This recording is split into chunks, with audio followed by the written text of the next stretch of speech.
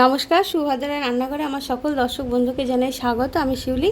আজকে দেখো আমি কতগুলো ওটস নিয়ে এসেছি। আজকে আমি একটা পরোটা বানাবো, স্বাস্থ্যকর সুন্দর একটা পরোটা, পুর ভরা মশলা পরোটা।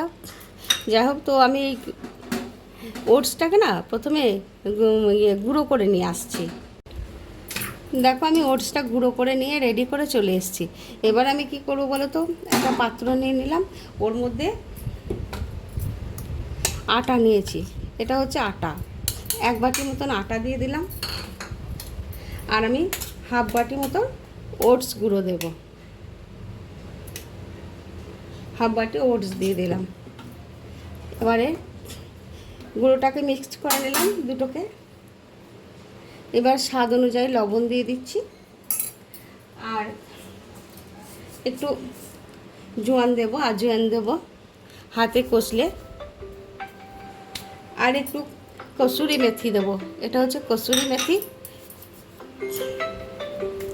এই গুঁড়োগুলোকে ভালো করে আমি মিক্সড করে নিচ্ছি। আগে এগুলোকে আমি ভালো শুকনো উপকরণগুলো মিক্সড করে নিলাম, আর একটুখানি চিনির দানা দিলাম। এটা কিন্তু অপশনাল, তোমরা চাইলে দিতেও পারো, নাও দিতে পারো। দিলে কিন্তু ভারী সুন্দর একটা টেস্ট হয় ডোটার মধ্যে। আমি এটা একটা ডো বানাবো, তো এবারে ওর মধ্যে আমি একটু রিফাইন্ড অয়েল দিচ্ছি। তোমরা চাইলে ঘি দিতে পারো, ঘি দিলেও ভারী চমৎকার মানে ডোটা হবে।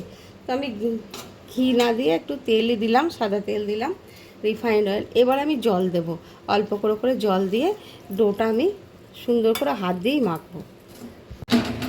দেখো আমার ডোটা মাখা হয়ে গেছে। এবার আমি ডোটার মধ্যে না একটু তেল দিয়ে এটাকে মেখে, তেল লাগিয়ে আর কি, এটাকে আমি চাপা দিয়ে কিছুক্ষণ মিনিট 10-15 রেস্টে এটাকে আমি রেখে দিচ্ছি চাপা দিয়ে। ঠিক আছে,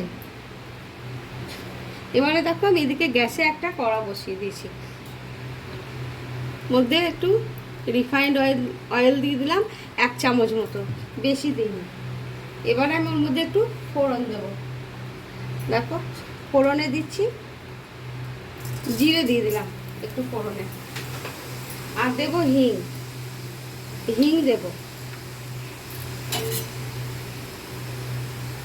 হিং দিয়ে দিলাম ফোড়নে, জিরের সাথে ভারী চমৎকার একটা সেন্ট বেরোচ্ছে। এবার আমি কি করব দেখো, এটা হচ্ছে গ্রেট করা গাজর, এটা হচ্ছে ক্যাপসিকাম একদম চপ করা, আর এটা ধনেপাতা, আর এটা হচ্ছে ফোজের তোমার কড়াইশুঁটি। এগুলোকে আমি তেলের মধ্যে দেবো, দিয়ে সতে করব।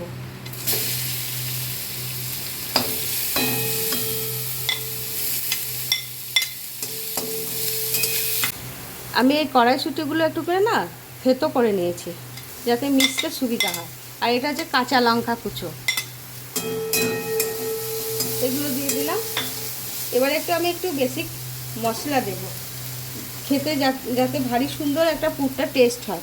এটা হচ্ছে ব্ল্যাক পেপার, গোলমরিচের গুঁড়ো দিয়ে দিলাম, আর একটু ধনের গুঁড়ো, আর একটু জিরের গুঁড়ো দিয়ে দিলাম, অল্প করেই দিলাম। আর একটু হোমমেড দেখো গরম মশলা গুঁড়ো। এগুলো দেওয়ার জন্য ভারী চমৎকার একটা সেন্ট হবে। এখন আমি লবণ দিই, একটু লবণ দেবো। এবারে স্বাদ অনুযায়ী লবণ দিয়ে দিলাম। এবারে এটা একটু নেড়ে নেব। পনিরটাকে গ্রেট করে দিয়ে দিচ্ছি। আমার নিজের ঘরে বানানো পনির, কিন্তু অসম্ভব টেস্টি হয়। ঘরে বানিয়ে তোমরা পনির খেয়ে দেখবে। দানা দিয়ে দিচ্ছি, যেহেতু সবজি দেওয়া আছে অনেকগুলো, সেই জন্য একটু চিনি দিলাম, কেন টেস্টে একটু ব্যালেন্স আনবে, ভারী চমৎকার হবে এটা খেতে, বুঝেছো তো। এবারে আমি কি করবো বলো তো, আমার হয়ে গেছে। এবারে আমি একটু ধনেপাতা কুচো ওপর থেকে ছড়িয়ে দিয়ে এটাকে আমি গ্যাসটা অফ করে দেবো, দিয়ে কিছুক্ষণ এটাকে ঠান্ডা করে নেব। আহা কি ভালো যে সুগন্ধ বেরোচ্ছে, তা আমি কি বলবো। তোমরা এভাবে অবশ্যই বানাবে, বানিয়ে খেলেই বুঝতে পারবে। ঠিক আছে, রাখছি তাহলে এখন। দেখো এবারে আমার আটাটা একদম সেট হয়ে গেছে।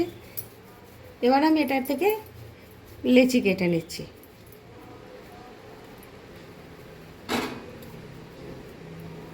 কয়েকটা লেচি কেটে নিই।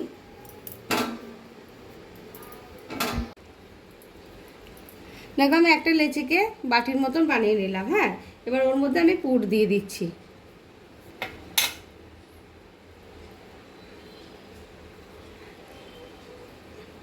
পুরটা দিয়ে এবারে মুখটা আমি এরকমভাবে বাটিটাকে বন্ধ করে দেব। যেহেতু ওটস দেওয়া আছে তো একটু বুঝে শুনে পুরটা দিতে হয়, বুঝেছো? এই যে হয়ে গেছে, সিল করা, ভারী সুন্দর হয়েছে। এইভাবে আবার একটা তোমাদের দেখাচ্ছি, তোমরা এইভাবে বানাবে। এই পুরটা যা খেতে হয়েছে না, এই পুরটা যদি তোমরা শুধু হাতে বানানো রুটি বা রুমালি রুটির মধ্যে দিয়ে খাও না, অসম্ভব সুন্দর, অসম্ভব সুন্দর। এই পুরটা দিয়ে ভারী চমৎকার রুটি খাওয়া হবে। আমি তো নিরামিষ বানিয়েছি সম্পূর্ণভাবে, পেঁয়াজ টিয়াজ দিইনি, তোমরা চাইলে পেঁয়াজ দিতে পারো, ঠিক আছে? আমি সম্পূর্ণ নিরামিষভাবেই বানিয়েছি। এই যে মুখটা সিল করে দিলাম। এইভাবে এবার আমি বাকিগুলো পুর ভরে নিয়ে রেডি করে আসছি, তোমরা আমার সাথে থাকো, ঠিক আছে? বেলে নিচ্ছি। বেলার জন্য আমি একটু আটা নিয়ে নিয়েছি এখানে, আটা দিয়ে বেলবো। হ্যাঁ, তোমরা চাইলে তেল দিয়েও বেলতে পারো।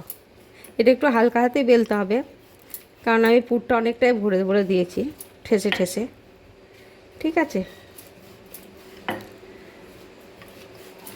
আস্তে আস্তে আমি এটাকে বেলে নিচ্ছি, সুন্দর করে বেলে নেব, বেরোবে না, কারণ আমরা তো সবসময় কচুরি টচুরি বানাই, বেরোয় না তো, ঠিক আছে? দেখো ভারী চমৎকার হয়েছে বেলাটা। এবার আমি দেখো গ্যাসের মধ্যে একটা ফ্রাই প্যান বসিয়ে দিয়েছি।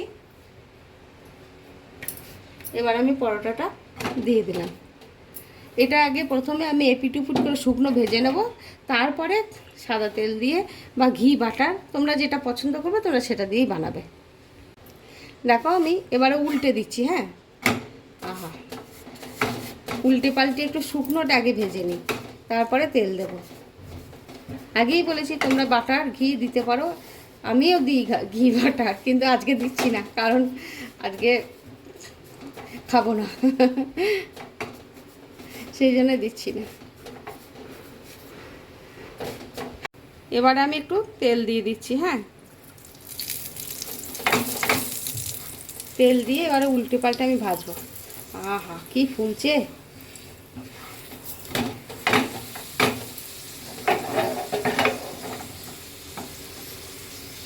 বুঝতে পারছো কি সুন্দর ফুলছে?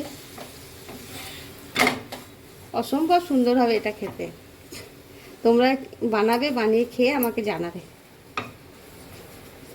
বাচ্চা বড় সকলের জন্য টিফিন বক্সে দেওয়া যাবে, লাঞ্চ বক্সে দেওয়া যাবে, টিফিন ডিনার সবসময়তেই খাওয়া যাবে যখন ইচ্ছা। দেখো এটা আমার ভাজা হয়ে গেছে। হ্যাঁ, এবার এটাকে আমি উঠিয়ে নিচ্ছি। এবার আমি আর একটা তোমাদের দেখাচ্ছি। দেখো আর একটা আমি বেলে নিয়েছি, এটাকে আমি এবার দিয়ে দিলাম। এটাকে সেমভাবেই আমি শুকনো ভেজে নেব ভালো করে, এপিট ওপিট, তারপরে তেল দেব। দেখো এবারে এটা আমি শুকনো ভেজে নিয়েছি, এবারেও আমি তেল দিয়ে দিচ্ছি একটু। তেল দিয়ে এবারে এটাকেও আমি ভালো করে ভেজে নেব এপিট ওপিট করে। এইভাবে আমি বাকি পরোটাগুলো ভেজে উঠিয়ে নিচ্ছি। তোমরা আমার সাথে থাকো। কিন্তু খুব ফুলছে, দেখেছো তো? দারুণ সুন্দর ফুলছে। দেখো আমার পরোটার রেসিপি একদম রেডি এবং সার্ভ করে দিয়েছি তোমাদের। আমি দিয়েছি রায়তার সাথে। রায়তার সাথে খেতে অসম্ভব ভালো লাগে। তোমরা তোমাদের ইচ্ছা মতো খাবে, কিন্তু রায়তার সাথে খুব ভালোই লাগে। যাই হোক, তো তোমাদের কেমন লেগেছে আমাকে কিন্তু একটু কমেন্ট করে জানাবে প্লিজ। আর তোমাদের আমি একটু দেখাই, তাহলে বুঝতে পারবে। আহা, এই যে দেখো আমি, দেখেছো পরোটাটা পুরো গোটা পরোটার মধ্যে পুরটা কীভাবে ছড়িয়ে আছে আর কীরকম ফুলেছে। এইভাবে তোমরা অবশ্যই বানাবে, বানিয়ে কিন্তু খাবে, খেয়ে কিন্তু আমাকে জানাবে, ঠিক আছে? আবার বলছি, তাহলে আজকের মতো টাটা।